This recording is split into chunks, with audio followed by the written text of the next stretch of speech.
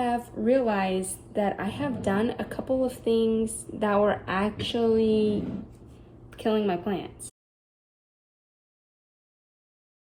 Hey y'all, and welcome back to CC Convos. Today I'll be giving an update on my Monstera Thai propagation. This has been an ongoing endeavor for about a couple months, maybe 2 to 3 months, and I haven't posted an update in about a month. Excuse the lighting here. This is my brightest window, and that's where I like to keep them. But there's been a couple of things that I've learned, and I'll just show you my progress and kind of what I've done. So in this, I have realized that I have done a couple of things that were actually killing my plants and making me have to propagate them because they were getting root rot over and over again. And the two big things that I've learned is that I was using hydrogen peroxide, and I was using 3%, which is recommended if you're using that to dilute it with plants, and that helps just kind of prevent root rot. Well, maybe I wasn't diluting it right, or the Thai or some of these plants are not as good with like dealing with that. But I would use that a lot to kind of sterilize stuff and water my plants with it to prevent root rot. And what I was actually doing was chemically burning my roots. And so you'll notice if you chemically burn your roots, they'll turn brown.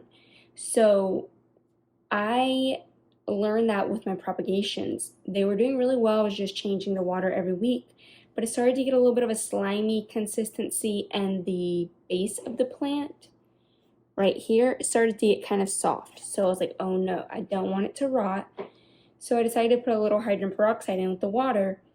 Well, the next day, those healthy white roots started to have about an inch of brown. They look kind of brown. And where they have the little fuzzy parts on it, they actually were like smooth, like slick.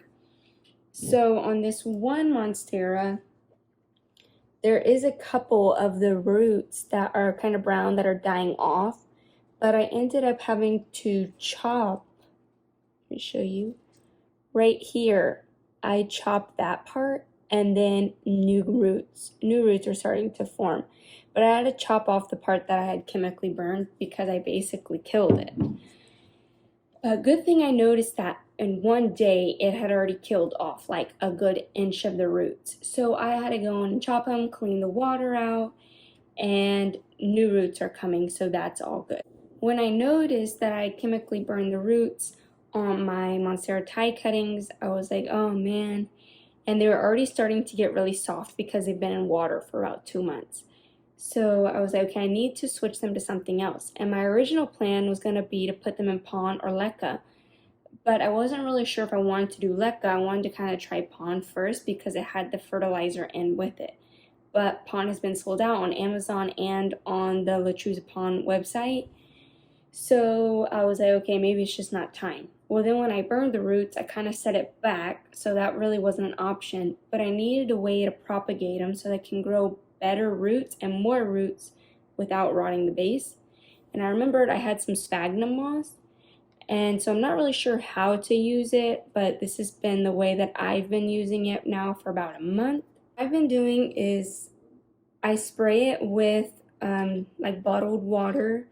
And right now it's kind of dry because it's in this room with the fan to keep some airflow and next to this really bright window. But I'll spray it to keep it damp. And then every couple days, I'll actually take out all of the moss and I'll look at the roots to make sure that it's not too wet and wring out all the excess. And so that's what I've been doing, and the roots are looking really well. I'll insert some footage from this morning where I was actually looking at the roots and rehydrating the sphagnum moss.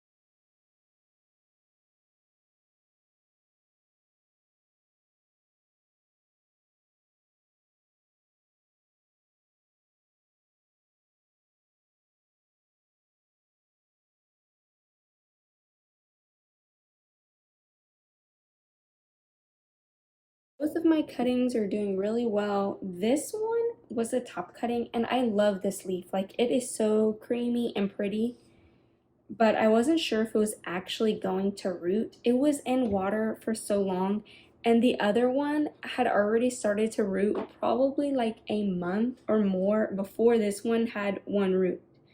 But now it's really putting out a bunch more roots and little roots from the big long root. So it's starting to do really well, and I'm super excited because out of the 3 cuttings that I cut, 2 of them are living. So I think the success rate is pretty good. Now to keep it going. Another big issue that I realized that I was doing wrong was that when I would cut my plant and reroot it, yes, the roots look good, but I was putting it in an environment that was not good for it. So I might have had a root ball that was this size, but I was putting it in a pot that was like way bigger than it needed to be in. And the reason I did that was because the leaves that I had previously were like way bigger than this. They were huge. So to have a leaf that big be supported, I had to have a lot of weight at the bottom. And so I was like, well, a big pot would add the weight at the bottom. But it actually was keeping a lot of water around the root ball. And when it does that, it was making it not dry out and having less air. And so it was causing them to rot. So I think this time around, when I repot this in whatever medium I decide, I'm going to put it in a smaller pot so that it's more root bound kind of. And then maybe set that plastic pot inside of like a concrete or a heavier pot so that it doesn't knock over. Next thing that I'm kind of coming up to that I'm a little like, what am I going to do is this plant going to grow in sphagnum moss for a long time, or I'm going to transplant it into another medium? And the fertilizing part, I'm a little confused. So like, this has no nutrients at all. So I don't know how that's going to work with supplying this with what it needs, especially as it has a growth point. I don't have any ideas on maybe like some sort of fertilizer I can use with Monstera ties. One that's not too strong though, because I've chemically burned it before with the fertilizer. I don't know, I think they're like so sensitive, or I'm just doing it all wrong because this was actually fertilizer burn. But I know it needs some nutrients, so if you have any suggestions on what would be a good nutrient to put so that this can continue to grow healthy, please let me know. Thank y'all for watching and coming along on this journey. It's definitely been some ups and downs, but I'm learning along the way, and ultimately that's what this experiment is all about. It's about trying to save these plants and learning so I can better take care of them in the future.